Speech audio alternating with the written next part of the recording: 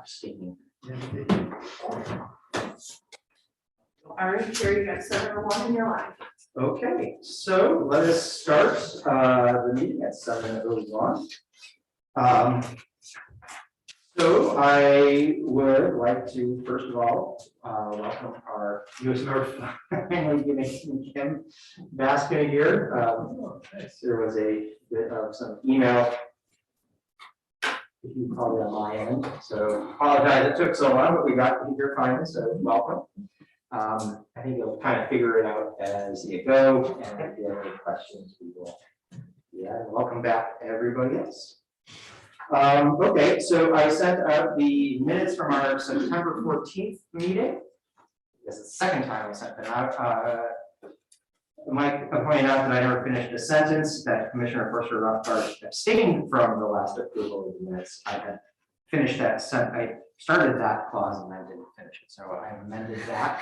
It happens. So any issues, questions, amendments, deletions of the minutes for September 14th? Oh wait, I used every time. I gotta take attendance first.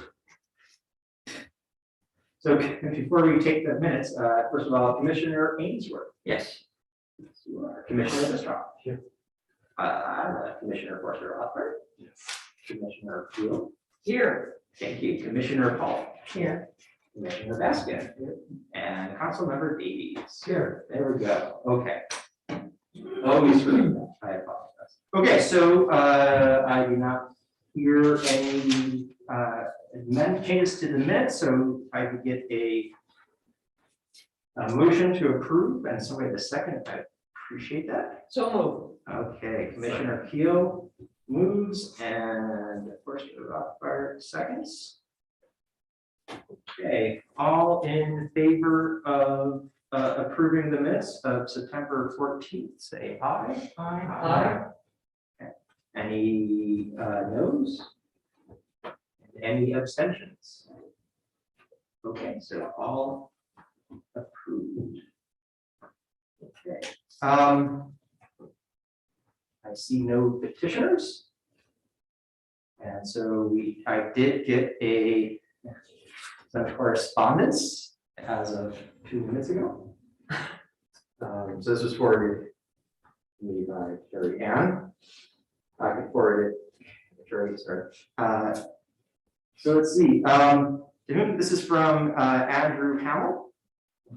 And he writes, to whom this concerns, is there any way possible that starting next year, the city buses can start running on electric or by bioethanol, an alternative to gas? If it can be done, would this be saving the city money as well? Thank you for your time and attention regarding this matter.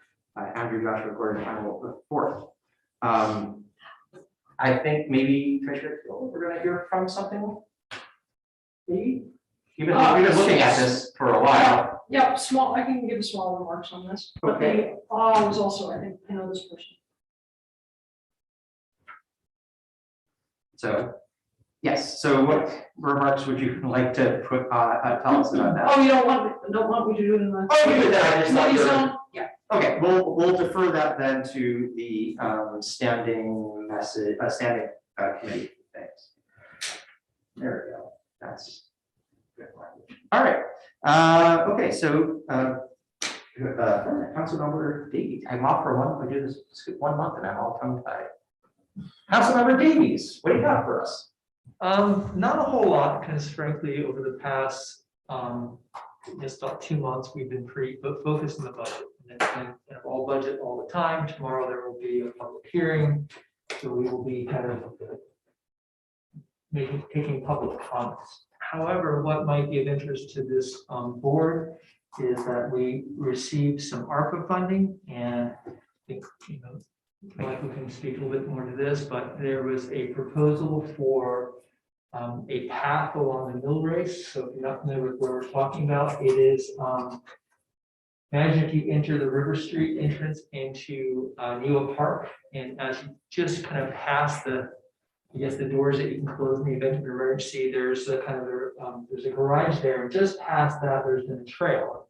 most people won't know about it. Actually, kind Oh, of. that's the one that goes behind the ball field? Exactly. Oh, yeah, I just went on it this summer. Right, so it terminates just at the end of where the ballpark is there, and then there's actually the other, it kind of picks up with a little trail that goes towards Hotel Park. Right.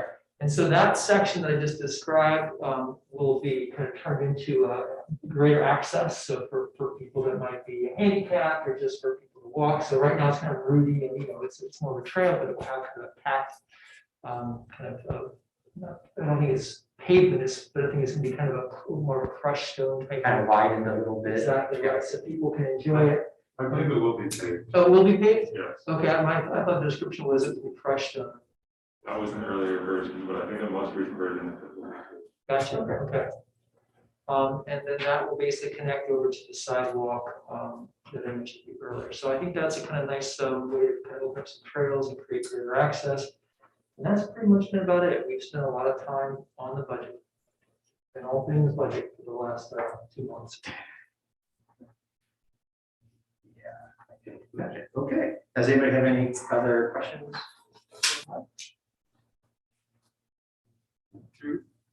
Do you know what's happening with, you told me a little bit when I ran into you, but do you know any more what's happening with the riverfront redevelopment project? I'm gonna turn around and beg Carrie for help here. So my understanding is we did apply for the grant. We didn't get it a few years back. We did get it more recently. And I don't think it's yet to the point where we've begun to kind of execute that grant yet. So I think we're gonna be kind of looking and seeing, but I'm not really sure the scope of the grant. Do you know more about that? They just started requesting proposals, so the RFP just went out, I want to say within the last couple of weeks. So they haven't had even a chance to get all the bids back and review all the proposals. The RFP is available on the website. The RFP is available to purchase. And the riverfront is what? That's a good question. So did it extend, it's a part of New Park as well, but didn't it also extend into some sections of New Island? Is that? New Island, for the border of the town and the city, it's a joint project. Right, okay. So along Mueller Park and then on past there, heading Yeah. towards Fortin is my understanding. Right, and Torton then into New Island area. What Will is it this? connect to the Greenway as well? That was part of the initial plan. Right. It'll be really nice. Yeah, so it hasn't, ultimately, I think there's some plans to be able to develop the railroad track in New Island, and I know that the Susquehanna Greenway Committee is very interested in trying to think about how to connect that to Fort Park, kind of go back to what originally the plan was. There's still some challenges there, but that's the ultimate plan, but I'm not sure the scope of the revitalization grant in terms of that. I think that's still being developed through the RFP process. And this is then the funding will for be able to- developing the trails along.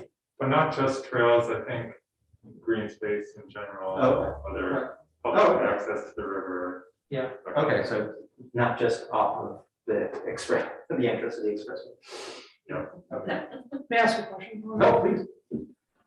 So there are eagles in that part of the river, and I assume other potentially issues with wildlife that would need to. Yeah, any development that does occur will very likely have to follow the seeker process, so. Great. Thank you. Amazing how much we have to follow through the secret process. All good. Be great to get access. Yeah, and right now there is good trail access to New Island, but it's not for everybody in terms of the access. It's real trail. It's not like there's it's not handicap accessible. It's not easy for people to access, and kind of need to know where you're going a little bit more. So I think if they do that, proposal, we'll open up a little bit more of that area. Took me forever to figure out how to get there.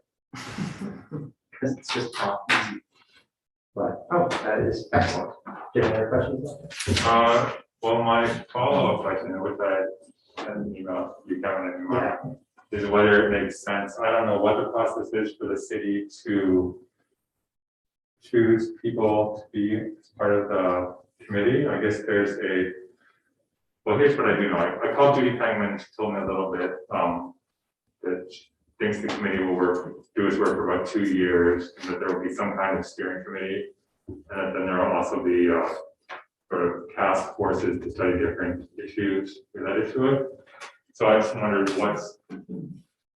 whether this body can officially request to have a member on that, or whether we should just trust that that will happen. I don't like. Well, I have no problems, even talking to the mayor and say there is some interest in the board for somebody for the board to, be on one of these steering committees, and I mean, then he can say what he wants to do, or for the next mayor to make that decision. Or a liaison at least. Yeah, liaison, so that we can, be notified at least of when meetings are gonna be, so that, somebody can pop in and talk. So I definitely think that seems like this committee is interested in me doing that, so I assume that when it comes back, it says, yes, that somebody will volunteer to be on that, so. Kevin, you're saying that you'll do that, reach out, Yeah, I'll do that. okay, to both current mayor and the incoming mayor? Yeah, I'll, yes. Sounds good. Yeah, and I mean, anyone else could go through stuff forward, but if that comes back around, I'd be happy to serve as some kind of liaison capacity. You're becoming a trail guru. Money Mike. Yeah, Sorry. that's pretty accurate. There you go. All right, that is. So. All right.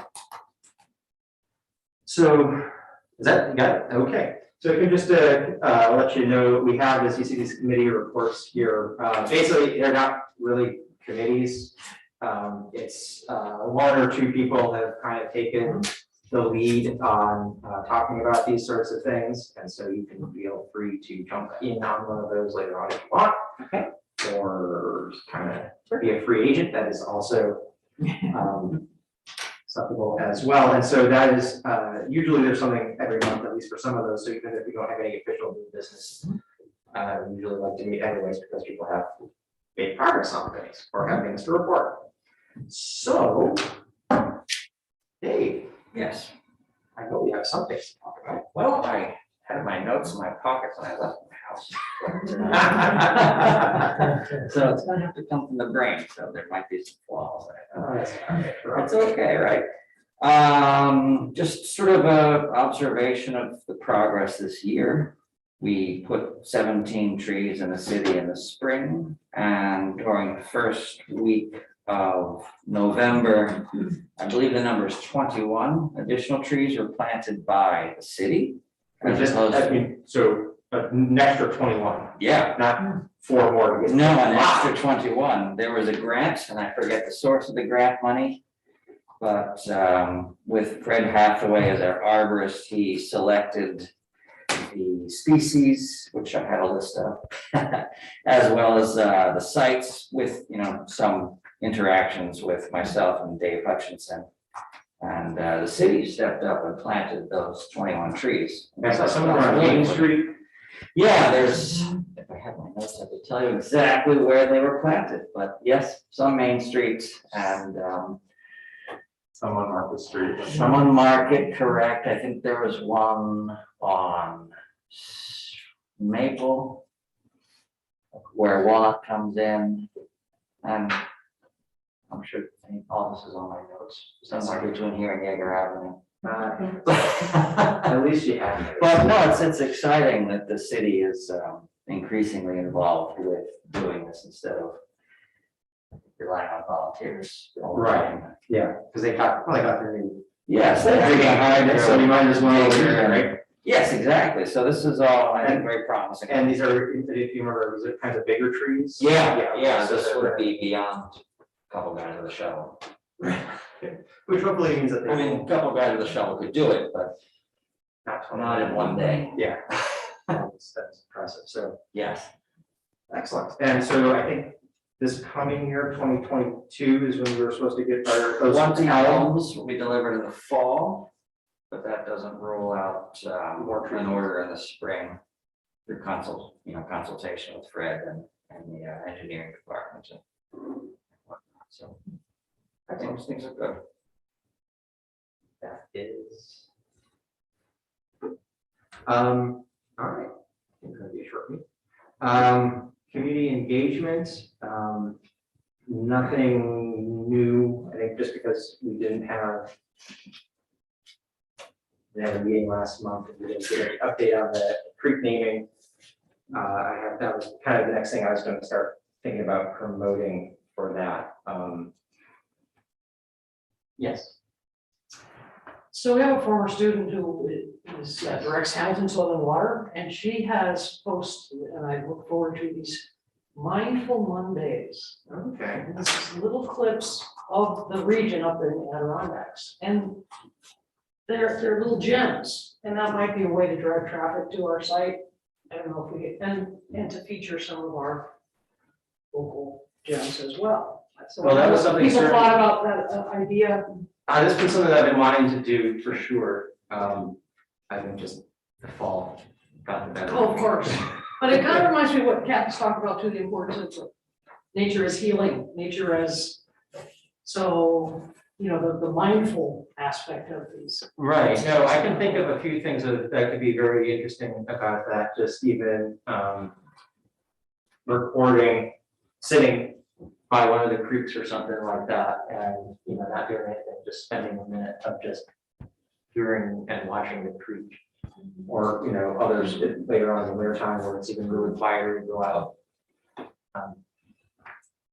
Good news is that I'm on sabbatical in the spring, so I can probably actually, you know, do that. And nature doesn't have to be without people in it too, so the joy of somebody get in the workflow too. Oh, yeah, no, oh, yeah, no, I So I don't know, that was just. I think we heard the EPA's, the one thing that the EPA does is just the environment is the place where we work, play, live. Die. Well. Get buried. Well, there's that too, yeah, but, you know, we'll try to be a little bit more upbeat, but I like that mindful. Sorry. Hey. I'm right there with you. This fall has been brutal. But I like that idea, so mindful Mondays, as a thing. Yeah, and again, if you guys ever have any sort of clips that you want to share or do anything like that, I mean, it doesn't just, you know, you can definitely send them my way via email, or I think you can even post them. Can't post directly. I think you can. As Yeah. long as you have access to the page, absolutely. Oh, yeah, I can do it. Yeah. Yeah, no, they can. Okay, yeah, so just send me a clip and I can upload that myself and do that. That is not a problem. I'm always looking for do that, especially because sometimes you guys go more far afield, but you know, than I do. So that would be fantastic. And just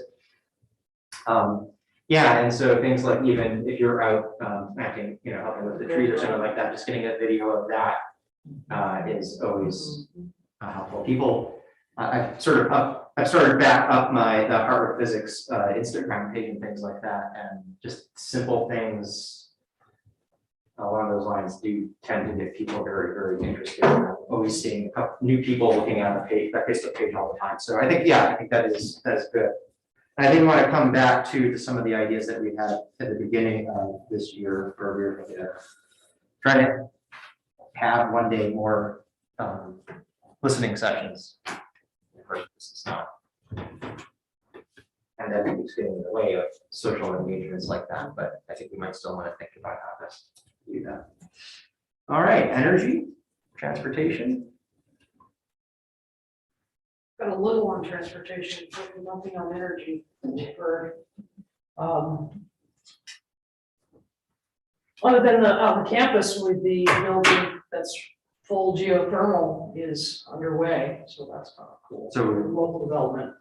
We mentioned that before. Suny Oneonta's, is it operational now, or are you just, the rehab, oh, the rehab has started? I don't know where they're at, but they did the geothermal part already. Okay. Yeah. Oh, okay, so that's all in there, so when the building is ready, they can just Building's turn it not on. online, but yeah, that's fascinating. And there's still talk of energy project, perhaps on the Suny land. I don't know the Hardwick update on their project. That has been, I think, approved. But it's back But the Suny ideas in the master plan is a possibility. Okay, yeah, no, the solar farm at Hardwick has been approved, and so that should be starting in the spring, I think, because they gotta wait till they can get access. Now is not the time for that. So that is gonna be another important thing. Oh, have we heard any more update on the geothermal grant for district heating? As of a week ago, no, we're here. Okay. So that was another thing that a few months ago, the city applied for a grant to look into district geothermal for like the downtown area, so that is For awesome. study, and then the next round would be, possibly, projects, so. Pretty exciting, $125,000 if we really did it, do some good planning about it, and see whether it's feasible. Always important. So what is I want to hear more details about the Oneonta solar project. Well, I attended a presentation from the energy manager and facilities folks, and it's been a few months now. And so I was surprised to hear that it's back on the table because it had been removed from the table. And whether it be a wind or solar, this is just in the 5-year planning document from facilities. So I don't have any more details on that, but I believe it would be likely in the same location, which is above, on the way to college camp, but above facilities. This is not helpful. I got you. Yeah. Somewhere over there. What used to be a dump and then got rehabbed and that piece of land. And in the past, it's also tied up with our Suny energy agreements. In the past, that's why I got killed. But this would be more like a educational demonstration, piloting, not really serious about a lot of energy. But that's the extent of my knowledge on this one. So more of a small demonstration. Small supplemental, who knows what it would feed. Not like hard mix. Not like Hartwick's, yes, and not at this point. So that's something. It's okay, anyway, transportation. Yeah, so I haven't done a whole lot, but some updates. The current governor, Hochul, has in fact made even more of a push on electric vehicles and infrastructure and goals to get there sooner, but none of those have direct compliance requirements. But we could add that to why we think this is the direction, again, the city might move in. You shared with me some other materials, Yes. which from Mohawk Valley Economic Development folks. Mhm. But it reinforces that we can buy vehicles through state purchasing that are green vehicles and get money back to the city. And in fact, there's been legislation that's been pushed to increase that rebate, so more money potentially for the city if they move in these directions. So not only does it make environmental sense, but conceivably we can get new vehicles that cost less money. And also have lower maintenance costs over time, hybrids, EVs, et cetera. The part that I haven't done enough on, but did some on, was who makes these decisions in the city? So not just the city administrator, but, and I think talking to these folks before, sort of trying to say we should do this, we should include the stakeholders at least a little bit to understand how they do what they do now. But Director of Finance, and I was just talking to Mark a little bit about having a conversation with that person. The Transportation Director is about buses, so in response to the Mr. Hamill that wrote to us, we have to have that conversation with The director. yeah, which is OPT, basically the buses. Now, they just bought new buses. I doubt that they're gonna be buying new buses anytime soon. I don't know if those are flex fuel buses. I doubt that they can run on ethanol. But, so this would also be part of our, we got a plan for it. We can't do it tomorrow, we can't do it. Right, yeah, no, this is not something that you just turn. Yeah, and then just parking in the lot tonight, I see 2 newish Jeeps. Jeeps, they don't look like hybrids to me. These are full gas vehicles. And so the purchasing of that would be in the city of Oneonta, the Department of Central Garage, and the Fleet Operations Manager is somebody I should probably have a conversation with. But as Mark said, really also talking to the city administrator is the key. But also understanding what people do now, I think is important, and I should make more progress on that. So there's, again, just kind of bring everybody up to date, Kim, in particular, the way that we've been looking at is a couple of things here, it's kind of under the transportation rubric is, one, obviously, get greener, transportation, both from city-owned vehicles and see what we can do for the rest of us. Part of that has also been thinking about how to, make procurement greener, right? So how can we make sustainability and things like that? One of the little check mark or points that you can get in the purchasing. And the state has a big regime for all and buying this, so it's there if we want to move in this direction more and more. So what I'm gonna propose is, hopefully we can get it at the December meeting, but that's probably coming up pretty fast. But maybe we can invite some of these people to chat with us, and so we can have that conversation. We've done this in the past, I find it to have been very useful. And so if you want to get me a list of names that I have that, some of the titles here, so I can relook at that. Yeah, I wondered what would be best for these folks, whether asking them to come to the meeting at night or whether trying to do it in their work day, what would be the most respectful thing? Well, so the way that I think about doing that, right, is my personal thing is to invite them to the official meeting. But with the understanding that this might not be the most convenient, so if they'd rather set the time during the day just to chat with one of us or two of us, that is also understandable. And I think it's nice to have everybody here and hearing it, especially kind of a bigger picture sort of question. On the other hand, I agree that we want to be respectful of their time and give them that opportunity if there's a better thing. About that seemed like a plan. Certainly, I Never hurts to ask. I'm sorry to ask, I will tell you that these are very busy folks who do a lot for the city and they're putting in some massive hours, but I certainly think you can ask it if that wasn't possible, then meeting them during work hours might be possible. And if that gets even harder, we can even list a set of questions and we can email them and do that. I agree with you, I don't want to burden the people with more things, but on the other hand, if we can be a better working partner, that also might help them to figure something they've been wanting to do, but because they're so busy, they haven't been able to look at that. Alternatively, I would propose to you that this is what you're asking for is something that would fall underneath the planning committee's purview. Maybe that could be a thing you'd be able to do. I know that's not the time that you all meet, but oftentimes when the department heads that you're looking to speak with are there, we can make an agenda item and have it as part of the plan.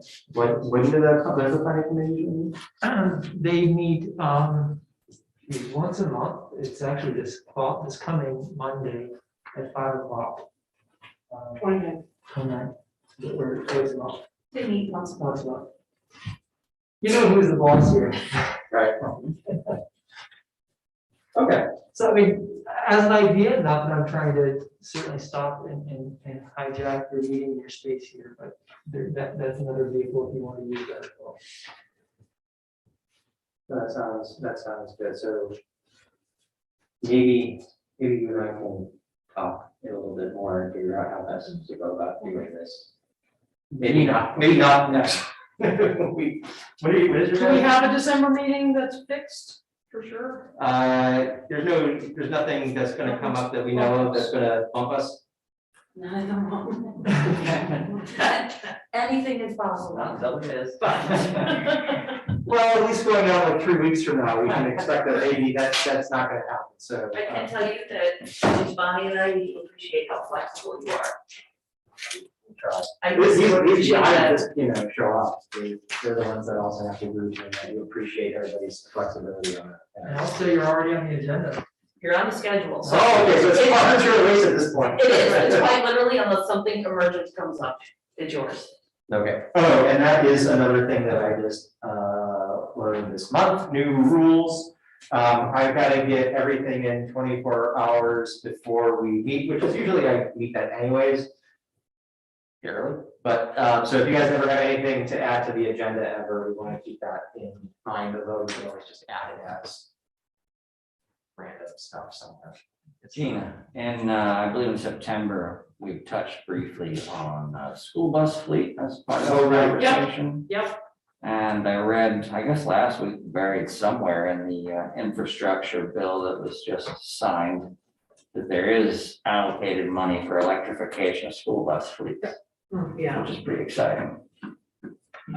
and the state also has programs for that, New York State, but touching base with that. It'll be a while before that obviously gets all finalized, but I did have a couple of more things on in terms of how much money we're talking about, up to $7,500 per vehicle that the state Will pay could back. rebate to the city. That's real money.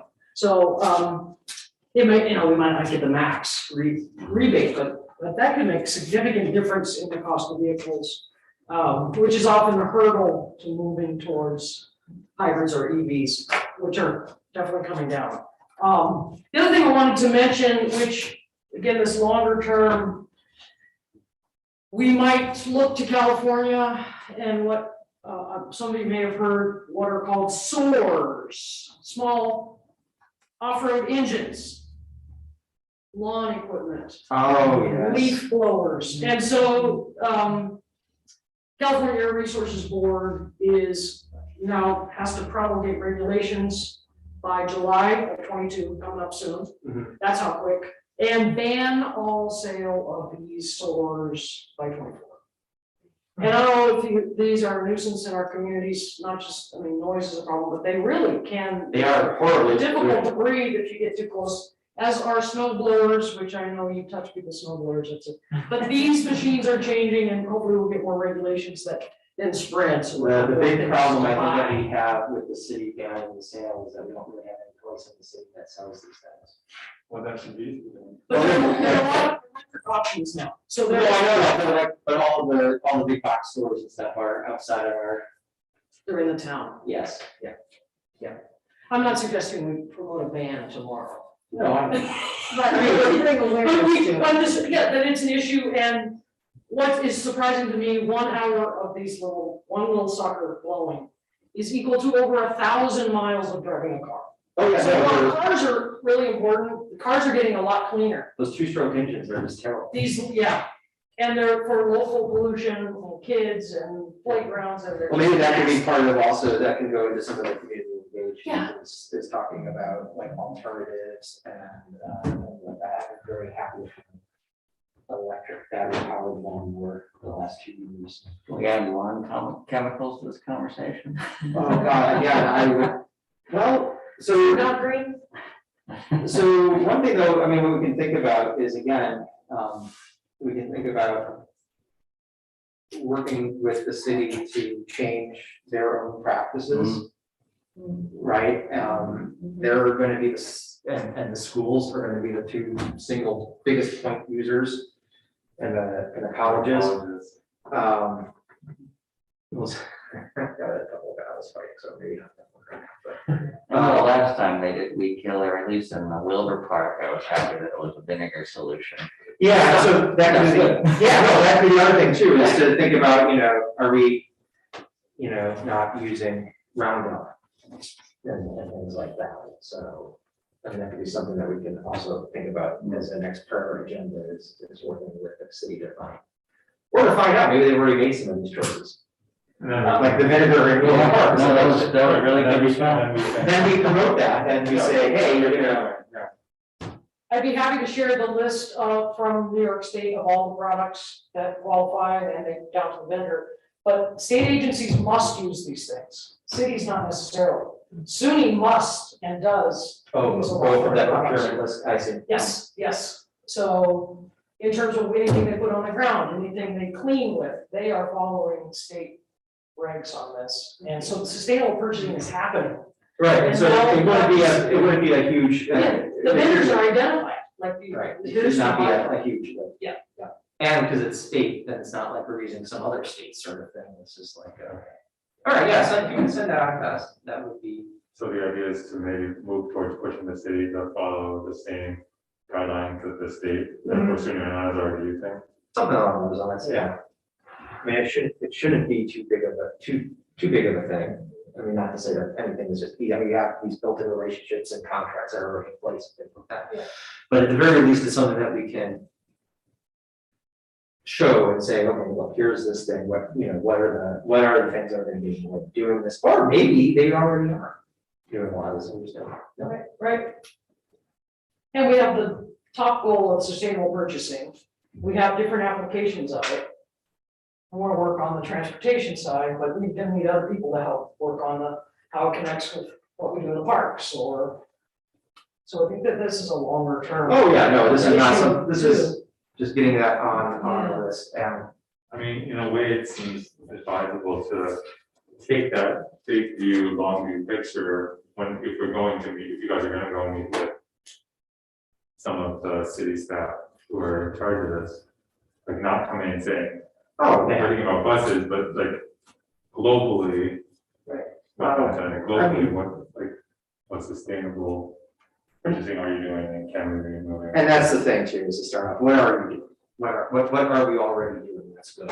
I'm often halfway surprised when I dig into things. Like I had a whole project at heart with the students 2 years ago, to like green up the campus, only to find out that they've already been doing a lot.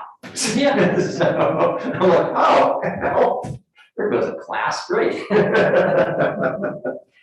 We might mention to Kim also that this 2030 report, where we started last spring, is that we need to look back to Oh, yes. the 2030 plan, and then we had some goals and objectives related to that. So and that we could pick and choose from it, things that we were interested in working on. Right. And I think we'll probably go back and look at that in January. So are you familiar with the 2030 plan? No. Okay, so, a bunch of that aren't me on this committee worked on, kind of the sustainability goals for the city to sort of hit by 2030. We've hit some of those goals. We are in progress in some of those goals, and some of those goals are still bullet points. And so we've been going the beginning of this year, rather, we went back through that and kind of identified things that we wanted to do, and that's how we started with some of this transportation things like that.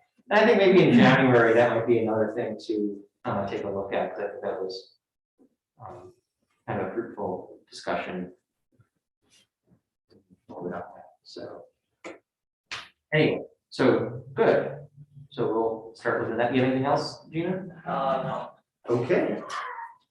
So, public spaces. So, are you familiar with the this creek paving project? Or have you just looked at it and? Just read it. Okay, well, there you go. So you've got kind of everything on that. Yeah. But it goes to Kathy had kind of brought up some ideas again about linking a space and, being mindful of that. And then, like Paul kind of ran with that and thought about, well, what can we name? If we name it, you care about it. And then we focused on the creeks.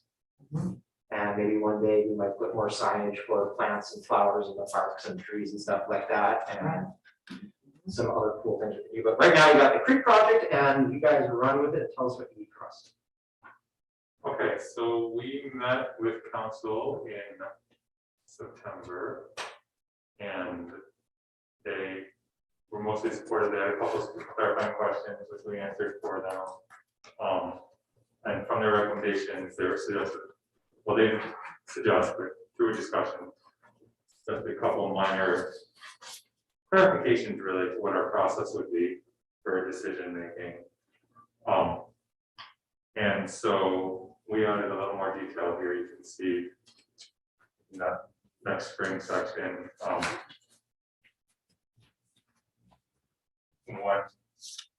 we get rid of and a couple more in depth of how the process would actually work. And then, since we didn't meet last month, we haven't really moved forward. following my plan is to set up a meeting with teachers once this is sort of official, and also set up a meeting with Town of Oneonta, to see if we can get them on board as well. So for tonight, I think we just need to look at the new language and So that's the part that's the italicized. part that's in italics, yeah. And see if that makes sense to all of you. I just know, I guess we have to reapprove it. Approve those modifications.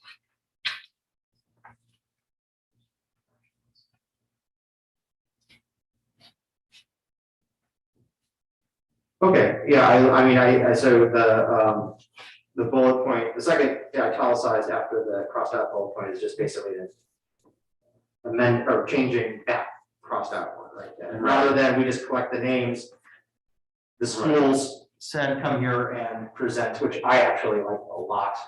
School kids like to be up in here anyways, and so that is, that's kind of cool. And I think that is, again, important. I think having them actually in city hall do that is great. Maybe we'll want to coordinate that with the city council members and maybe the incoming mayor as well as kind of a fun thing for the kids to Right. see. I mean, I mean, we have a council member, but maybe more. I mean, the way we have it structured now is basically they would come to us. I started calling it Trader, The kids would come to us and then a second time to the council, if that makes sense. That's how we have it. Yeah, I think that's. And the question came up about how is there public participation beyond people who are elementary school, who are public school students? And we felt like if there is I mean, you're not gonna get a lot of people, but if there is a publicized process where the students are gonna come to our meetings, then other random people who are interested may show up as well and have a say in it, which maybe is late in the process to get them involved, but we didn't really have a good idea of how. I mean, honestly, I think. Otherwise involved. Well, I mean, that could be part of what the schools do, right? I mean, the schools can put out, reports and names and then bring those home and have people at home vote on that. That would be one way. Right. Some aspect of If it. we make it really complicated, it won't get done. Well, that's the other thing. I mean, there's also, I mean, they could go to the city council meeting where if those names will finally get approved and have a conversation.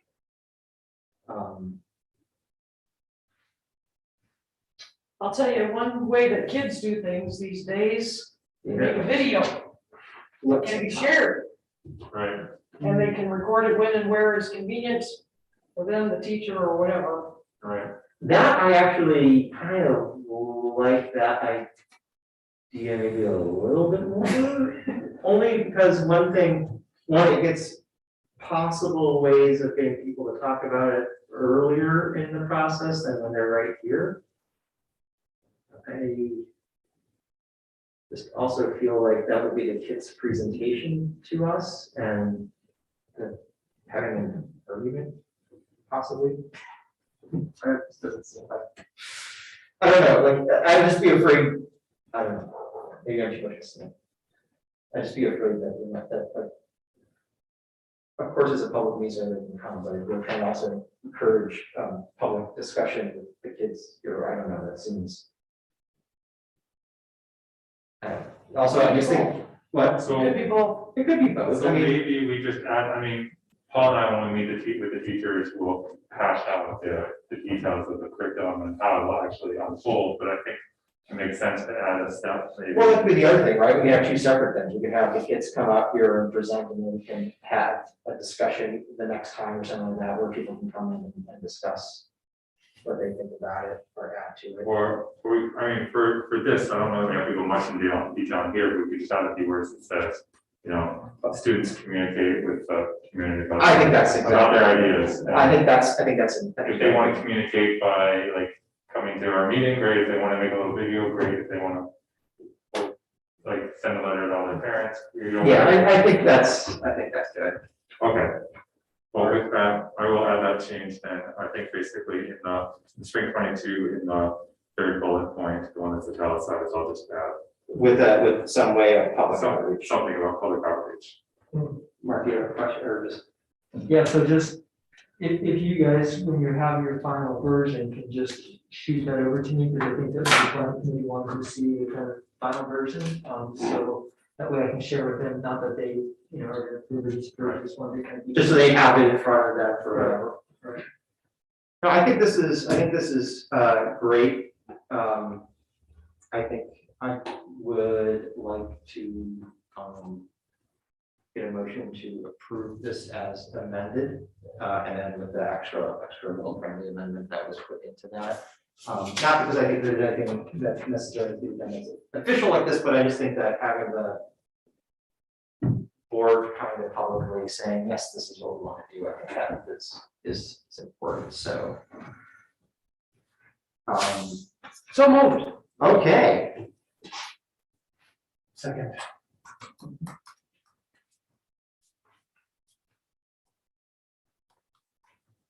Okay. All in favor, say aye. Aye. Any opposed? Abstentions, and that goes with full yes. I have a question for the group about this, especially the teachers in the room.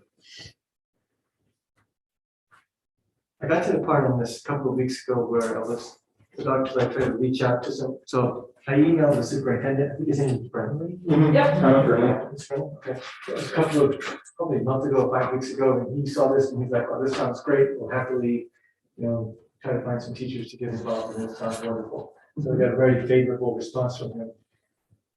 Within a Well, few hours. Basket also was really favorable at Valley View, so he Yeah. wanted find a couple of, he wanted like go.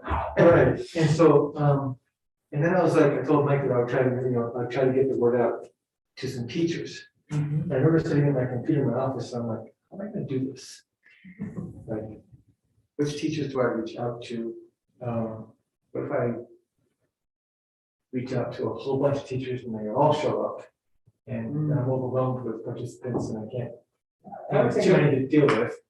I would go to the principals and say, you know, I would like, you know, if you could identify 2 teachers from your school that would be interested, or, you know, up to 2 teachers. That kind of thing, you think? Yeah, I think so, because they know, We need a smaller working group that we can sort of. yeah, no, I think that that's the way to go, right, I mean, they know their teachers, they know who's gonna be interested in this, they know who's maybe got some other projects going on, and, you know, or, you know, Okay, can't so say that's no or principals, something. and then, when do teachers meet? Like, let's say we had some teachers from the different elementary schools, like 2 or so teachers from each school, maybe the middle school.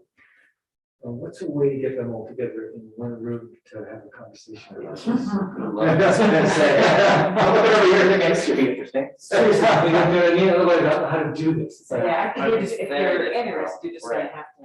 You have to Create a schedule meeting. at the end of the class, Yeah. end of the school day, because we. Yeah, so it's a 3 o'clock thing, right?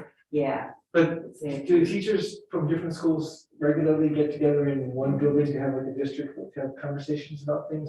Or do we need to do it just 4 times, 4 different locations? So if you do it at 4 times at 4 different locations, then we lose the Right, exchange, right. we lose the.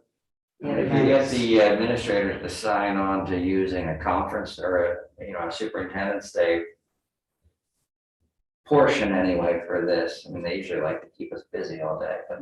So I really like that my office. Yeah, but carve some time out. No, but I think, I mean, you know, so like maybe asking, Tom really about, just like, you know, we have 20 minutes So we make this happen to sometime. be able to meet, I mean, And then maybe willing to get subs or, an afternoon for those selected teachers, I mean, something.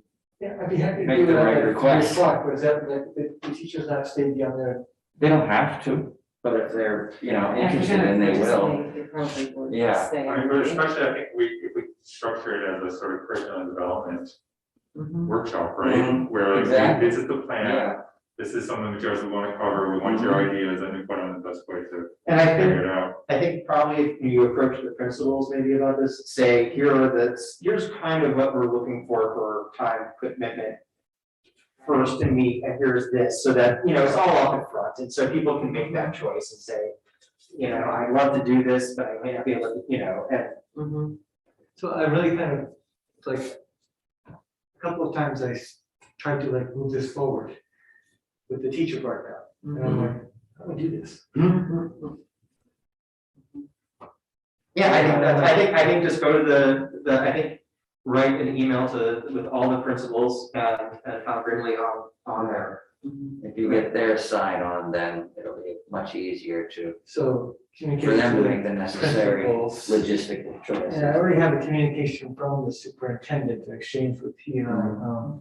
Would it be inappropriate to include that No, email? It's a very friendly, positive, hey, this sounds wonderful, let's try to do this kind of thing. Yeah, I think you can just be like, oh, this is great, I appreciate your interest in pushing this forward, and copy I'm having. him when you send them the email. Excuse me? You copy the superintendent when you email the principal. Yeah, but that's not inappropriate to include an earlier communication between he and I when I send out to the teachers. No, I wouldn't think so. Okay, You just say, I've already- I think- wrong in the school world. No, I think if you just wrote, maybe not include the email, but just say, you know, I've already spoken to Tom Grimley about this, and he's been enthusiastic, and CC him on that, so and that would be fine. Oh, yeah, so, okay, I got it. Yeah, And just so reach out to the principals, and then there'd be, and they would have more of an opportunity during the day to sit down for 20 minutes in one group with them, maybe. The administrators, you mean? The administrators, school principals. Yeah, they because that meet on a classroom regular teachers might be, basis, so. At 10:30 in the morning, from Yeah. 10:30 to 10:50, meet somewhere. yeah, I think that they can do that. In one place, right? Okay, so principals might be the way to go then.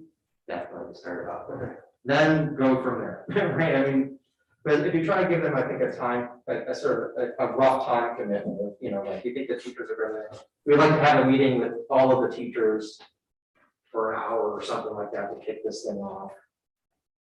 And I think also have in our minds, like, what the actual workshop kind of process would look, you know, that we have college students who will be able to come to your class, like, for an hour a week for a period of weeks in the spring, kind of something like that.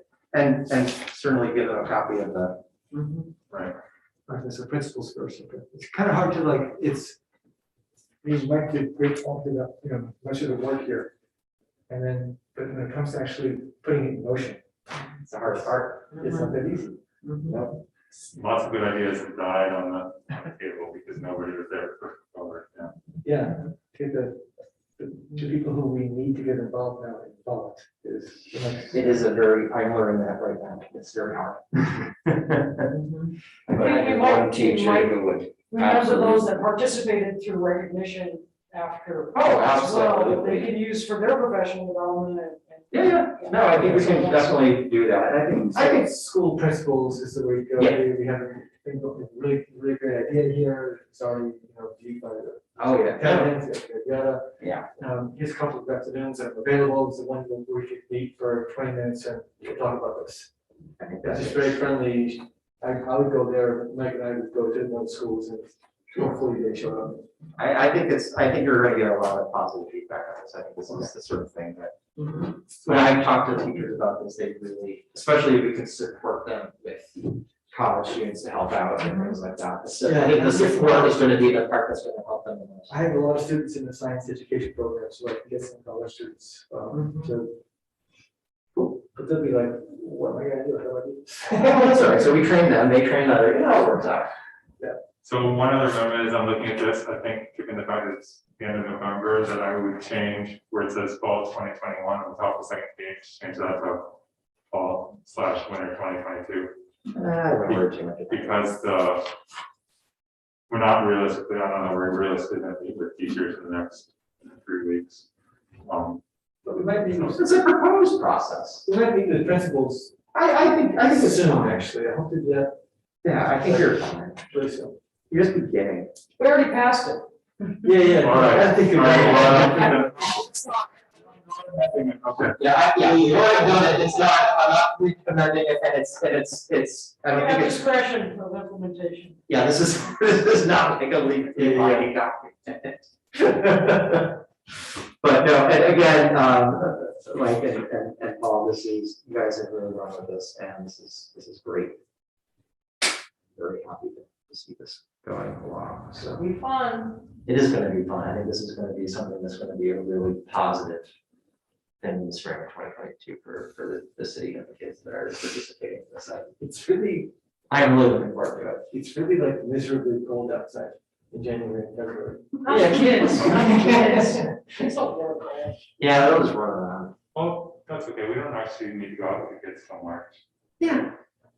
Do a couple things in the classroom and like before spring break and then after spring break, we go out and get money. Yeah, I think that, you know, it's gonna be fun. Okay. Sure. Pick this up. Anything else? So, So like I said, we didn't have any old business to bring up, and I do. oh, I yes. just want to follow up on the whole thing about the motocross, because that just seems to have faded away, and I know they had a big meeting, in October. And I don't know that anything really significant came out of that, but I haven't heard anything more, have you? Nope. So I guess Who that's. met? The town. The Oh, town town, meeting. the town, yeah, and the people that were involved, I don't think it was very helpful to the people who were concerned about it.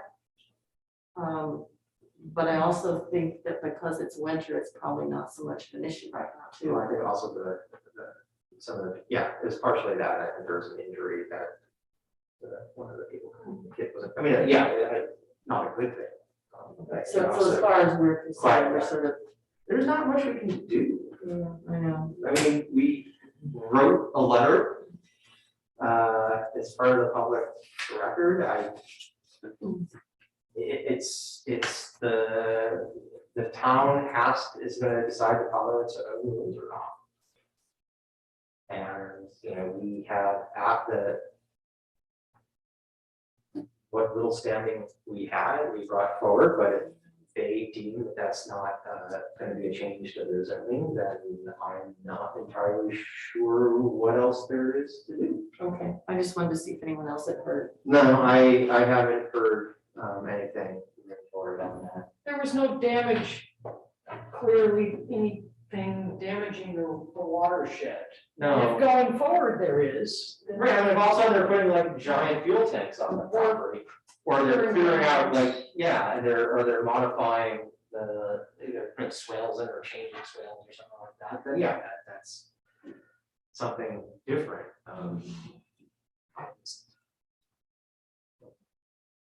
Okay. All right, well, nice, easy. Ah, I got no business. Oh, no business. No. You said I could talk about it. Yeah, oh, that's right, the deer. Yes, you had some questions about the deer. Oh, I have issues about it here. So do my dogs. Okay, so, and I really tried, I didn't really want to come in here and bring up a problem with no solution, but, I think I'm just gonna put it out there as a starting point. I think most of us in Center City have had issues with deer. It has continually gotten worse over the years. You know, I live on Spruce Street, every day, there's a herd of 4 to 6 deer that walk down the street that rampage our gardens, like college students. They come at night. I've been fighting the garden wars with them for years, but they go all through our backyards. My backyard is constantly filled with deer poop, constantly.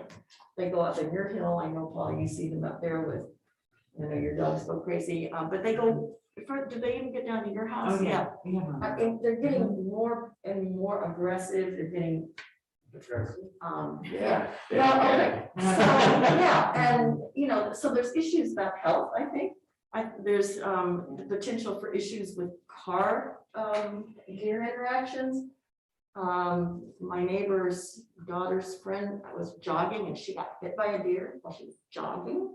And I have a picture on my phone if anybody wants to see it. This is what really brought it to a head for me. Last week, we woke up at 7 o'clock and looked out in our backyard. Some of you know my backyard. We had a regulation size soccer goal and there was a deer tangled up in it. I had to call the police. And fortunately, they were able to untangle it and it wasn't injured as far as we could tell because it ran off. But I mean, you know, it's just, they're just out of control. And some of these are, I don't know a lot about deer, but some of these have a lot of horns. They're big. Yeah. And Those are the breeders, right? Those are the. Yeah, so my point is that they're not just an annoyance to those of us who would like to have flowers in our yard, but I really think they're becoming a health issue. And I think it's only gonna get worse. So, do we want to take any of this on? Because I think it is an environmental issue. I think the fact that they are really becoming much more comfortable being in the city where we live, and they're bringing the potential for ticks and Lyme disease and that sort of thing. And I will also say that there is history to this, that this came up, and I don't know if you were on the council back then, but when Kim Muller was mayor, this was brought up, and I reached out to her this week to see what had happened, and they brought it up, it became a very public issue. They brought the DEC in. I've done some research on what the options are. There's not a lot. You can do things about sterilization, which is not real effective. There's some things about trying to change their eating patterns.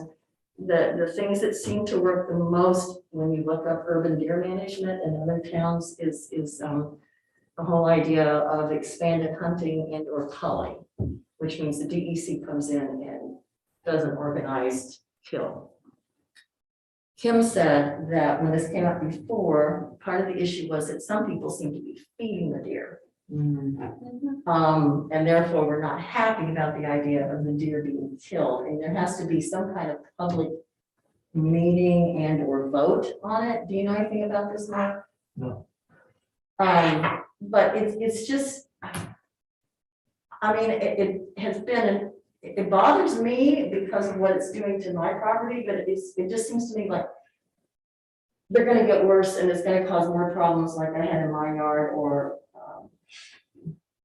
I think there's a lot of things that can come into play here, and I just wonder how we all feel about trying to take on that issue. Quick comment, my two dogs are now being treated for giardia for eating deer food. This is what I'm talking about, yeah. Binghamton, oh yeah, stupid dogs. Binghamton, fairly recently went through this, and there was outrage about culling. I don't know any more than that, but we would want to take that as a what happened there. Yeah. Approach. I know it can be a sensitive issue, but, I mean, yeah. I mean, I personally, I'll leave it to the majority here. I am sort of ambivalent. I think that, I don't know, to me, being part of the environment, but we're living in an area we don't know really what the right amount of deer are in an area. I mean, I know that there are things with disease, but I mean, it just, yeah, I'm not one for culling. I'm not one for doing something. We actually don't know if it's how much of a problem it is. I mean, that's, like I said, that's my 2 cents. Okay, let me go I mean, on well, one step further. let me ask one question, which is, does the city have any existing policies about feeding wildlife? Is that, But feeding, is that yes, what you're- yeah, is there, So they're defined by these. Nuisance Animals as defined by these. That deer are considered nuisance? They are not, no, they're not current. Well, okay, so let me just put out one other thing. I'm just kind of coincidentally have been reading several things recently about the damage that deer do to the environment as a whole. Because most of the predators of deer, i.e. coyotes and wolves, have been hunted out of the areas. Deer are overpopulating. When deer overpopulate, they decimate the foliage that supports other wildlife. There was a massive thing that went on in Yellowstone Park where they brought the wolves back in. And by putting the wolves back in and controlling the deer population, all kinds of other wildlife and plants and so forth came back that had disappeared from the park. And I don't quite understand this part, but it said that it even then affected where the rivers ran.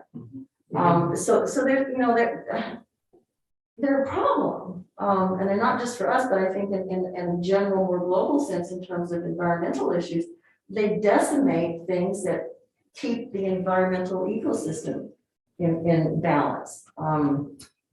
So just putting that out. So I'm sorry. it seems like a logical first step would be to get more information, and I think the best way to do that would be to ask the DEC, or I don't know who to ask, to make some determination on, like, what level of overpopulation are we at? Are we, how does it compare to other places? Not that we're moving towards culling necessarily, although that's an option, but that do we technically in the DEC's eyes have a problem? Or not? I mean, apparently you're not considered a nuisance issue from the nuisance animal. Well, I'm looking at the DEC site right now on deer, and they can't be, but, so if we want to know about overabundance, deer management reports, there's a deep site here on DEC, including public attitudes, reduced predation, impacts on humans, activities, Lyme disease, et cetera, crops. So deer vehicles, so all the things you brought up, it's part of what DEC is looking at. On our campus, Professor Donna Vogler has worked on this a little bit and had a demonstration area and stopped to see what would happen with the plants. Freaking deer weren't here chopping everything.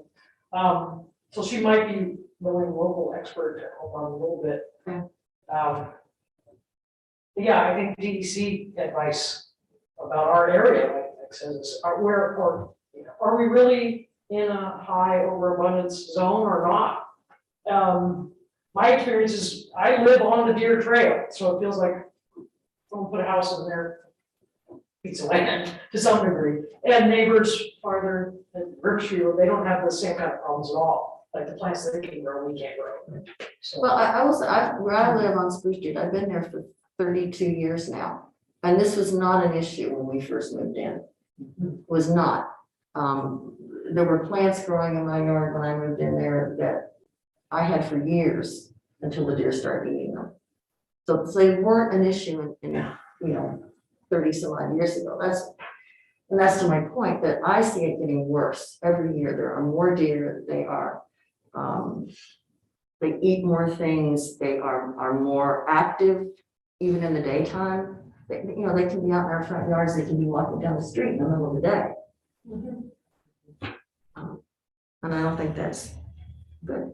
anecdotally, it seems like the litters are bigger, or they're having one more. It seems like it, but we need someone that knows. Well, I can reach out to the DEC. Because, is that something that you want? You can certainly Pursue. pursue that. Yeah, and it's probably good for all of us to read this, in the DC site, this management plan for whitetail deer in New York State, 2021 to 2030, is apparently based on a public review process a year ago. So. Yeah. Maybe it makes sense to do our homework and come back and talk about it further. I can follow up on some things. Is anybody else interested in doing this too, or just? I have my private ways. But fencing most of it. So even if we could just provide resources to the community without having a culling program. Well, I'm just saying that in all the stuff that I read, that seemed to be the only thing that was really effective in reducing the population. They talked about several other things that, well, you can do this, but, One thing to also consider is maybe this is something that we're doing development or redevelopment of areas is to rethink. Is that should we always be redeveloping an area? Should we just let something go so that we can give a deer path? Sometimes it's just as simple as that. It's providing expressways from one forested area to another. And it takes a while to train them. Europe has had some success with creating overpasses, right? I just kind of feel that part of it is like, not in their environment and change things. And so, I don't know. Or we can change their behavior. Yeah, I mean, we can. Until there is some intervention to steer them away, they're just gonna do what they always do. Right. Yeah, I mean, you know, I'm trying to build a garden project in Hartford, so this is gonna be It'll be an an issue coming up for me, but, you know, electric fencing works. If culling was not culling, but harvesting, and then we made Oneonta jerky out of it, and it was economic development. That might be more. but we don't have a food accepted by hub, the- do we? So we don't have a food hub. We need a food hub. Yeah. Still we can't have sell our- wild animals, or No. the, FDA does not allow it at this point. So yes, go ahead and look some more, we can talk about this, I'll put that on the new, stuff for next time, and if I forget, we'll just put that on The there. Japanese have used animatronics as a way to scare the hell out of, so maybe that's part of our future. I mean, I consider it in our house too. That's kind of just a little thing. A wolf, an animatronic wolf. I think, like I said, also, the next wolves, that'd be good. So would you guys like me to, I'll send you all the link to this DEC plan, Sure. Kathy, whatever, if you have to find, you can send that out. Kim, I sent you the 2030 link, so you've got that. Okay, thank you. Okay,